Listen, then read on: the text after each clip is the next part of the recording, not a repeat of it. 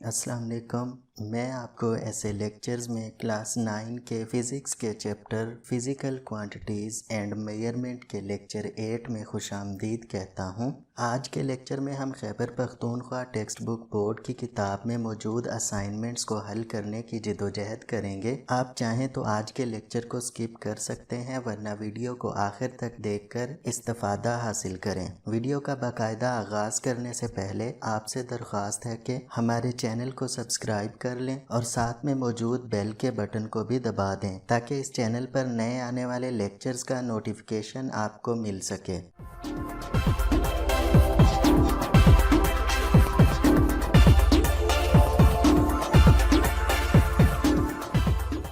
तो चलिए क्वेश्चन 1 से आज के लेक्चर का आगाज़ करते हैं। पहले सवाल की स्टेटमेंट आप स्क्रीन पर देख सकते हैं। The mass of earth is given in KG, right this number in standard form और साइंटिफिक नोटेशन। ज़मीन का मास किलोग्राम में दिया गया है जो कि 598 के बाद 22 ज़ीरो लगाए गए हैं। ये एक बहुत बड़ी वैल्यू है। इसको साइंटिफिक नोटेशन या स्टैंडर्ड फॉर्म में लिखना है। तो कैसे लिखेंगे आइए देखते हैं। सबसे पहले हम गिवन डेटा लिखेंगे, मास लिखेंगे केजी में, 598 के बाद 22 ज़ीरोज़ लगाई गई हैं। हम जानते हैं कि साइंटिफिक नोटेशन में एक बड़े नंबर को दो नंबर्स के प्रोडक्ट के तौर पर लिखा जा सकता है, जिसमें एक मेंटीसा होता है और दूसरे को 10 की पावर में लिखा जाता है। तो हम ज़मीन के मास को मल्टीप्लाई करेंगे 10 रेज़ टू द पावर 0 के साथ, और हम जानते हैं कि 10 रेज़ टू द पावर 0 जो होती है वो 1 के इक्वल होता है और 1 मल्टीप्लिकेटिव आइडेंटिटी है। सो जब भी किसी नंबर को 1 से मल्टीप्लाई किया जाए तो वही नंबर हासिल होता है, इसलिए हम इसको 10 रेज़ टू द पावर 0 से मल्टीप्लाई कर सकते हैं।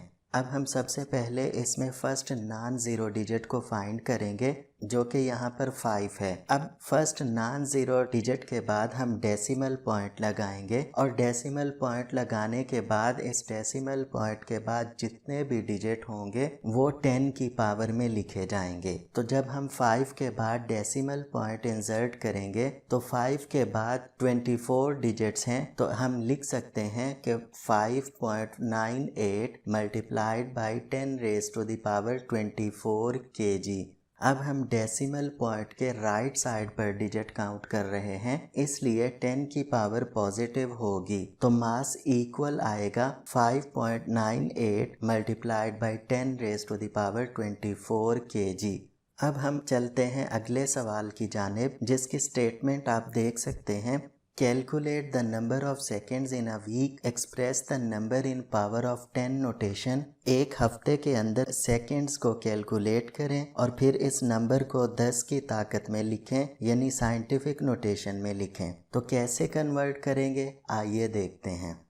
अब हम जानते हैं कि एक दिन के अंदर 24 आवर्स होते हैं, लिहाजा हम लिख सकते हैं 1 day is equal to 24 hours. अब हम जानते हैं कि एक घंटे के अंदर 60 मिनट होते हैं और एक मिनट के अंदर 60 सेकंड होते हैं। तो अगर हम एक घंटे के अंदर सेकंड फाइंड करने चाहें तो हम 60 को मल्टीप्लाई करेंगे 60 से, तो हमारे पास आ जाएंगे 3600 सेकेंड। तो एक घंटे के अंदर 3600 सेकेंड्स होंगे। हम चूँकि एक दिन के अंदर सेकेंड्स फाइंड कर रहे हैं तो हम मल्टीप्लाई कर देंगे 24 से, तो 1 डे इक्वल हो जाएगा 24 मल्टीप्लाइड बाई 3600 के।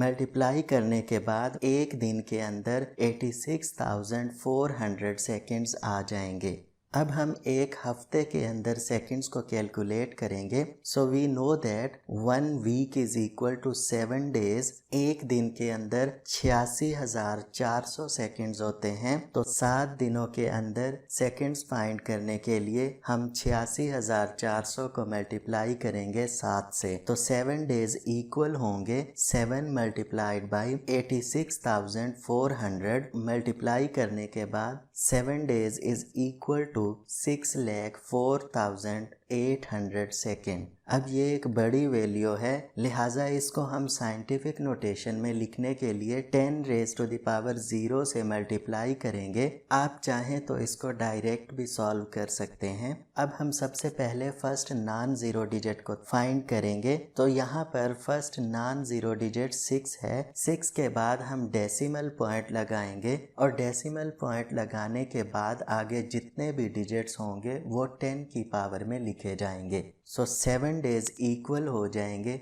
6.048 मल्टीप्लाइड बाई 10⁻5 के। अब डेसिमल पॉइंट के बाद 5 डिजिट हैं, लिहाजा हम 10 की पावर 5 लिखेंगे। अब यहाँ पर इस चीज़ का ख्याल करना है कि हम डेसिमल पॉइंट के राइट साइड पर डिजिट्स को काउंट कर रहे हैं, लिहाजा 10 की पावर पॉजिटिव होगी। सो हम 7 डेज को लिख सकते हैं 1 week which is equal to 6.048 multiplied by 10⁻5 second. यही इस सवाल का आंसर होगा। अब हम आगे बढ़ते हैं अगले सवाल की जानिब। अगले सवाल की स्टेटमेंट आप देख सकते हैं, adult house fly Musca domestic is having a mass of only about 0.0000214 kg। Express this number in standard form or scientific notation. इस सवाल में एक मक्खी जिसे मस्का डोमेस्टिक कहते हैं उसका मास दिया गया है, इसको साइंटिफिक नोटेशन में लिखना है।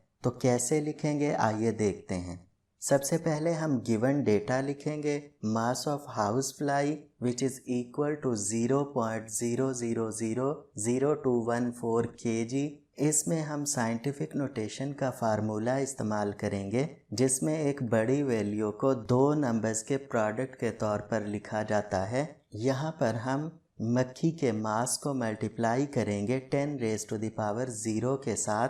अब सबसे पहले हम नॉन जीरो डिजिट को फाइंड करेंगे। सो इस केस में पहला नॉन जीरो डिजिट 2 है, तो 2 के बाद डेसिमल पॉइंट लगाएंगे। एक डेसिमल पॉइंट ऑलरेडी मौजूद है और एक हम एज्यूम कर रहे हैं। इन दो डेसिमल पॉइंट के दरमियान जितने भी डिजिट्स मौजूद होंगे वो 10 की पावर में लिखे जाएंगे। सो ये बन जाएगा 2.14 मल्टीप्लाइड बाई 10⁻5 kg। एक डेसिमल ऑलरेडी मौजूद है और एक हम एज्यूम कर रहे हैं। इन दो डेसिमल पॉइंट्स के दरमियान 5 डिजिट्स आते हैं जो कि 10 की पावर होगा। लेकिन यहाँ पर ख्याल रखना है कि जो डेसिमल पॉइंट हम एज्यूम कर रहे हैं उसके लेफ्ट साइड पर डिजिट्स को काउंट कर रहे हैं, लिहाजा 10 की पावर नेगेटिव में होगी। तो मास इक्वल हो जाएगा 2.14 मल्टीप्लाइड बाई 10⁻5 kg के। अब हम जानते हैं कि किलो 10⁻3 के इक्वल होता है, लिहाजा हम लिख सकते हैं mass is equal to 2.14 multiplied by 10⁻5 multiplied by 10⁻3 gram. अब 10⁻5 और 10⁻3 ये आपस में ऐड होंगे तो मास इक्वल हो जाएगा 2.14 मल्टीप्लाइड बाई 10⁻5 प्लस 3 ग्राम के।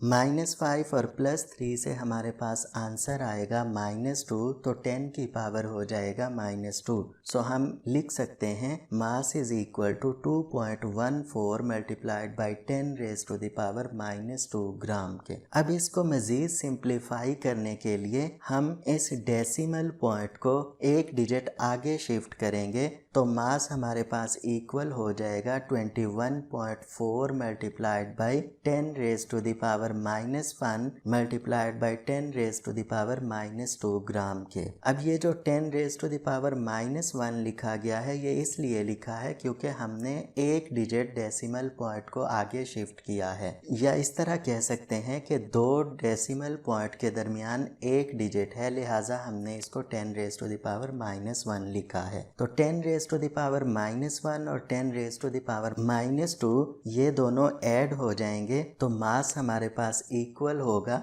21.4 मल्टीप्लाइड बाई 10⁻1 -2 ग्राम के। जब ये ऐड होंगे तो ये आ जाएगा 21.4 multiplied by 10 raise to the power -3 gram. 10 raise to the power -3 milli के बराबर होता है, लिहाजा हम लिख सकते हैं कि mass is equal to 21.4 milligram और यही इसका आंसर होगा। तो अगले सवाल की जानिब बढ़ते हैं। अगले सवाल की स्टेटमेंट है the smallest bird is the bee hummingbird, males measure only 0.057 metre, convert this number to standard form and write this number in millimetre. इस सवाल में एक छोटा परिंदा जो कि बी हमिंग बर्ड है उसकी पैमाइश दी गई है जो कि 0.057 मीटर है और कहा गया है कि इस नंबर को स्टैंडर्ड फॉर्म में लिखें और फिर इसको मिलीमीटर में भी कन्वर्ट करें। तो कैसे करेंगे आइए देखते हैं। सबसे पहले हम गिवन डेटा लिखेंगे size of bee which is equal to 0.057 metre. अब साइंटिफिक नोटेशन का फार्मूला इस्तेमाल करते हुए हम लिख सकते हैं size of bee which is equal to 0.057 multiplied by 10 raise to the power 0 metre. अब यहाँ पर हम फर्स्ट नॉन जीरो डिजिट को फाइंड करेंगे। सो इस केस में फर्स्ट नॉन जीरो डिजिट 5 है, लिहाजा हम 5 के बाद एक डेसिमल पॉइंट एज्यूम करेंगे। एक डेसिमल पॉइंट ऑलरेडी मौजूद है और एक हम एज्यूम कर रहे हैं। इन दो डेसिमल पॉइंट्स के दरमियान जो डिजिट होंगे वो 10 की पावर में लिखे जाएंगे। साइज ऑफ बी इक्वल हो जाएगा 5.7 multiplied by 10 raise to the power -2 metre. दो डेसिमल पॉइंट्स के दरमियान दो ही डिजिट मौजूद हैं और हम डेसिमल पॉइंट के लेफ्ट साइड पर काउंट कर रहे हैं, इसलिए 10 की पावर नेगेटिव में होगी। अब हम इसको और भी ज़्यादा सिंप्लीफाई करने के लिए डेसिमल पॉइंट को एक डिजिट और आगे शिफ्ट करेंगे तो ये हमारे पास आ जाएगा 57 multiplied by 10 raise to the power -1 multiplied by 10 raise to the power -2 metre. So जब हम इसको ऐड करेंगे तो साइज ऑफ बी इक्वल होगा 57 multiplied by 10 raise to the power -3 multiplied by 1000 millimetre. 1000 millimetre इसलिए आया है क्योंकि हम जानते हैं कि 1 मीटर इक्वल होता है 1000 मिलीमीटर के। सो हम बड़े यूनिट से छोटे यूनिट में कन्वर्जन कर रहे हैं, इसलिए मल्टीप्लाई कर रहे हैं। So size of bee equal हो जाएगा 57 multiplied by 10 raise to the power -3 multiplied by 10 raise to the power 3 millimetre. 1000 को हम 10 रेज टू द पावर 3 भी लिख सकते हैं।